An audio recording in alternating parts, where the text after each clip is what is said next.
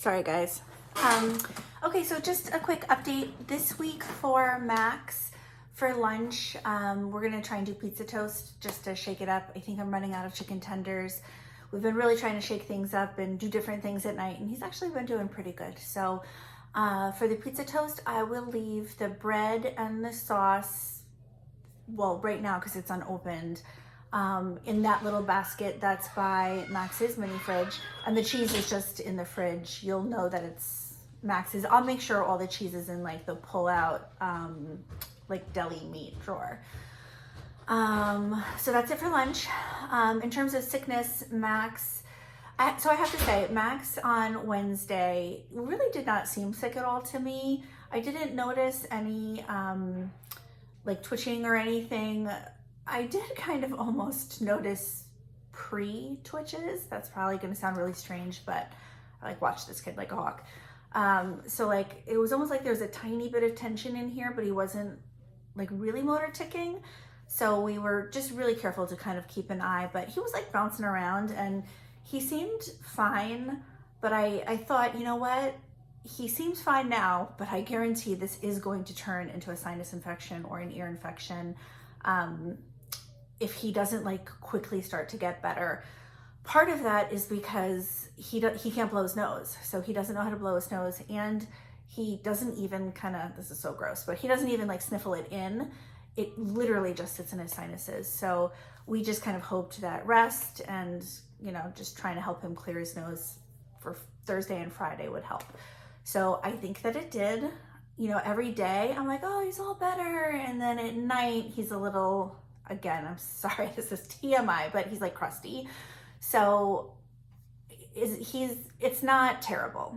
And I'm telling you all of that because on Monday, when he goes, you know, back to his full day of school, if he is super protesty, I do not think it is at all because he is sick.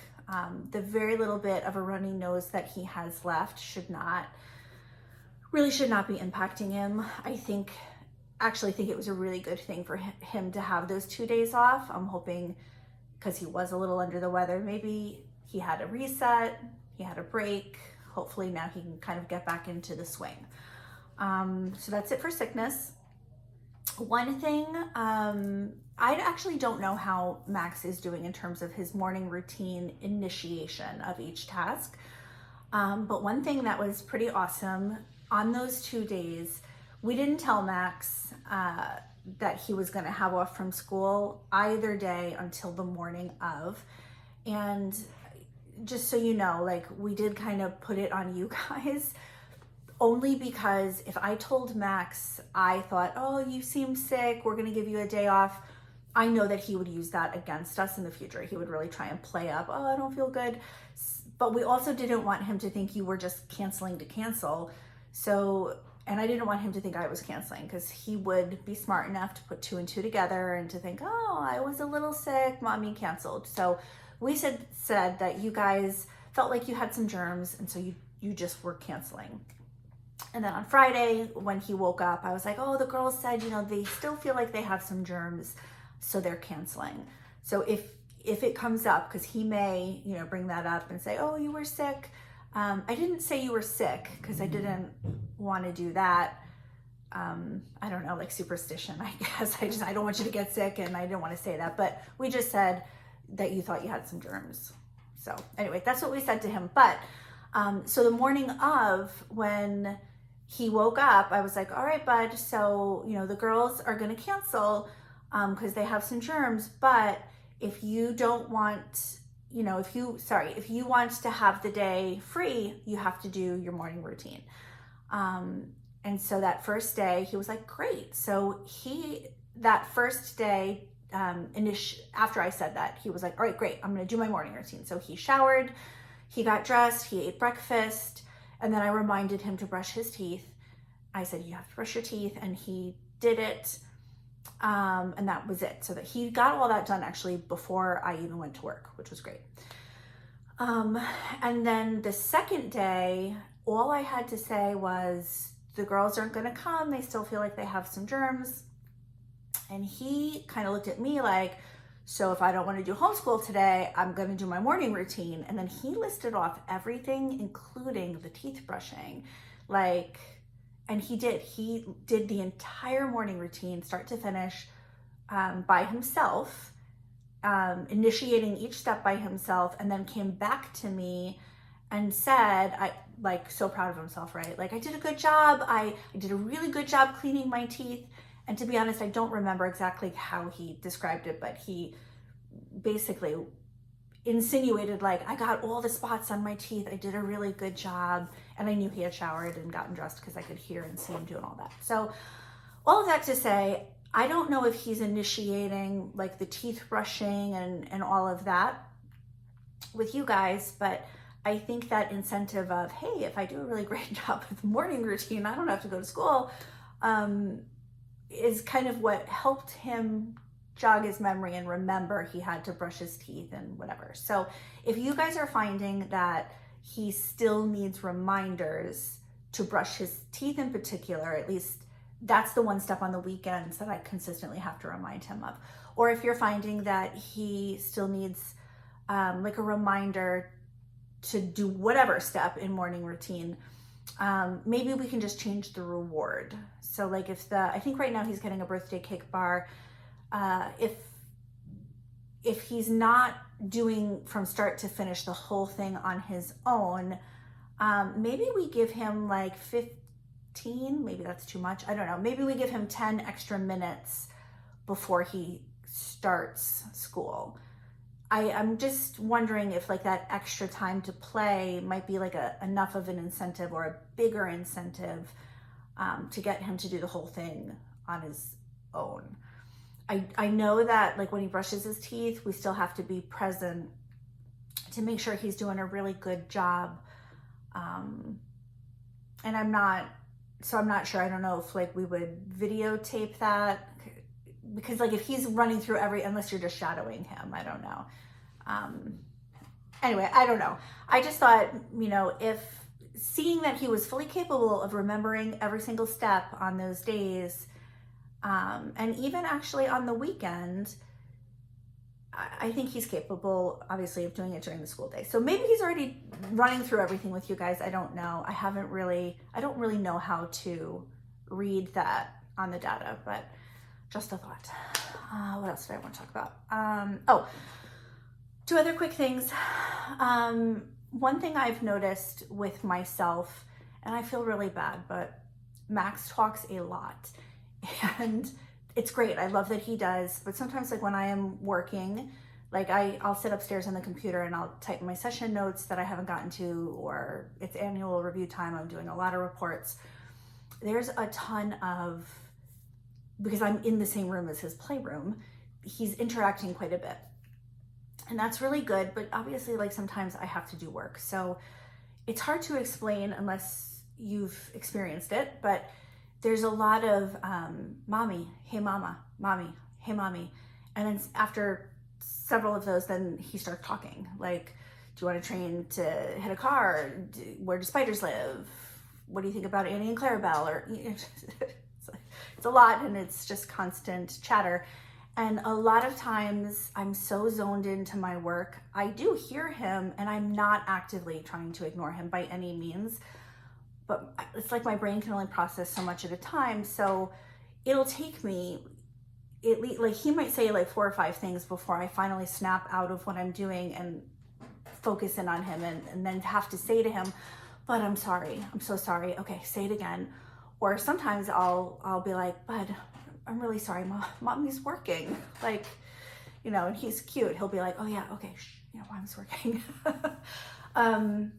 But I was thinking about that because I've been noticing it in myself, and I notice it like when Greg does it too. And I don't fault either of us. I mean, like, we're not trying to ignore him, but it's hard sometimes when you're like so focused in on what you're doing. Like Greg will be texting a lot on his phone, but it's for work. Like he's doing real estate texts. He's not just playing on his phone, ignoring Max, but it takes Max quite a few communication attempts to get our attention. And then sometimes, to be honest, he's just repeating the same stuff that he always says. So anyway, So I was thinking like that's probably not helping Max's protests, because if Max has this feeling like to get any kind of, to be heard, even in the positive times, he needs to say things like 5 to 10 times, well then, or he's just going to be ignored. Well then when he's protesting, I'm sure that's not helping, right? Like he's going to say, I don't want to 10, 20 times, because even the good stuff he says 10, 20 times in a row. And I'm not saying that we do this to him all the time, not by any means. I am really, really trying hard, like at his first attempt to, but sometimes like even if Greg and I are talking and I'm like, wait, you know, like I'll tell him to wait and he will for like a few seconds, but then I don't get to him quick enough sometimes. So then of course, again, he's like trying to communicate and I'm not responding. So I'm working really hard on myself. I brought it to Greg's attention. I said, you know, together we have to really try hard, just like, particularly like if Greg's on his phone or if I'm at the computer and we're working, to sit and say to him, hey bud, listen, I'm working right now, so I'm not going to talk right now, but I promise in a little bit, like we will talk. So that way I can like, you know, type. And that doesn't mean I'm going to make him wait like a whole hour until I'm finished, but it just gives me time when I first hear him to be like, bud, listen, you know, give me a few minutes and then I can at least finish my thought and then turn my attention to him. So I'm going to try and have Greg and I do that a lot more to lessen his communication attempts where we're, I hate to say we're ignoring him because we're not ignoring him, but where we're not responding to him. So we're going to do that. I was thinking about, for Greg and I, possibly making like a wait sign. So if I'm going to sit down at the computer, or like if Greg is working, or if, you know, Greg is on his phone, I can tell him to wait, you know, like, listen, buddy, I need some time to think. Mommy can't talk right now. And then if he like reapproaches me, because he will often before I'm like ready, maybe then I can just kind of point to the sign, almost like when we're talking to each other and I say, Max, wait, and I give him that sign, maybe like a visual or something. I don't know. I'm trying to work on what I can change in myself to help Max. And then maybe if he's not constantly repeating himself, maybe then even the protesting will go down. I don't know. You know, I don't know if the two are related at all, but I want to try that. So let me know what you think. You can drop me a note, Erica, that's a good idea, it's not a good idea. Tell me what you do. What do you do? Because I can't imagine that he's not constantly talking to you, even when he's on his breaks and you're doing whatever. I imagine he is, because he's so cute, but he talks a lot, right? So let me know the best way for me to handle that. I think that's a good way. Like, I don't just want to do the verbal, because if I just do the verbal, like he keeps coming back to me and I'm like, buddy, I need a few minutes, and I just feel bad. So I hope that made sense, you know, why I want to try something different besides just telling him to wait and doing this, because he keeps coming. But if he sees like a sign, almost like on my chair or something when I'm at the computer, or when Greg's doing his stuff on his phone, if he sees that visual, maybe that will just remind him before he starts and I have to say wait. Maybe that'll stop him from starting, if that makes any sense. I don't know. Let me know what you think. And then the last thing is about the protesting. So it's possible that he's been more protesty lately because he was starting to get a little bit of a cold.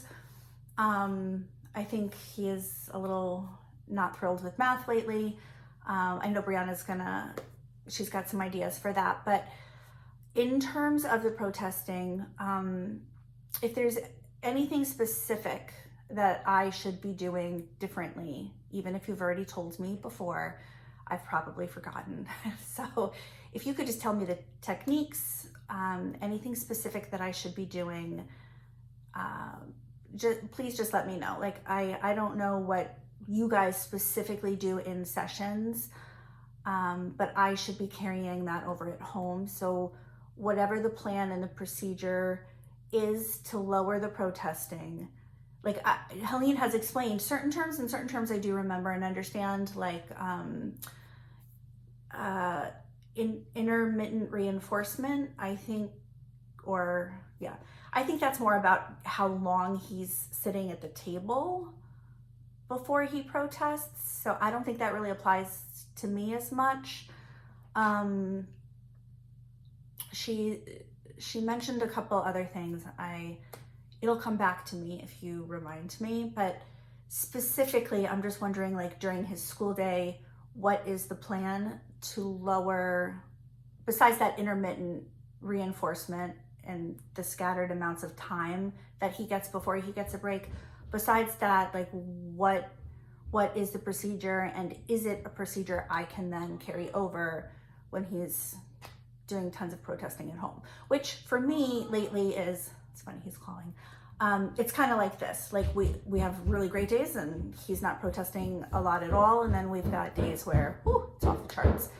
And it just depends, right, I guess, on his day and what else is going on in his world. But let me know that. I know certain things, like it would be Helene who would do it, like with me during a parent training, but for the stuff that you guys are doing, if you want to just explain that to me, then I will try to incorporate that at home. And then when Helene and I sit down for more of like a parent training, I can tell her what I'm confused about or what's working and what's not working and all that good stuff.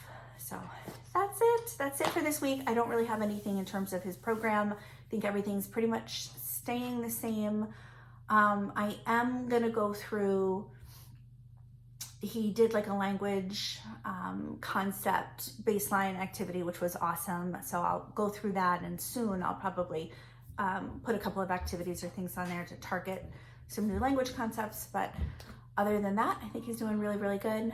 And that's it. So let me know if you guys have any questions.